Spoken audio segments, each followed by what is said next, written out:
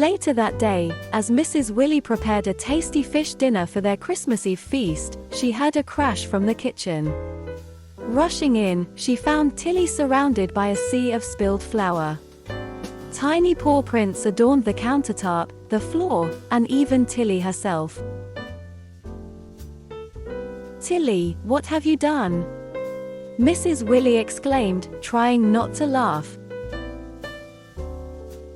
Tilly looked up innocently, her whiskers dusted with flour.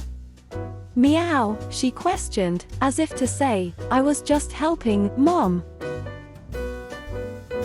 Mrs. Willy sighed, knowing that her mischievous kitten was just trying to lend a paw in the kitchen.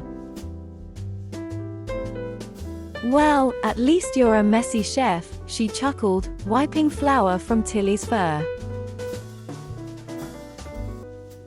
As the evening descended, Tilly's mischief continued.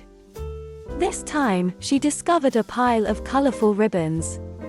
Mrs. Willy, seeing the glint in Tilly's eyes, warned, "No, Tilly, those are not for you." But Tilly had her own plans. She leaped into the air, grabbing a ribbon in her teeth and darting around the room like a feline whirlwind. Mrs. Willy could hardly contain her laughter as Tilly pranced, twisted, and turned with the ribbon trailing behind her. "Look, Mom! I'm a Christmas present," Tilly declared, presenting herself with the ribbon wrapped around her like a bow. Mrs. Willy couldn't help but applaud her creative antics.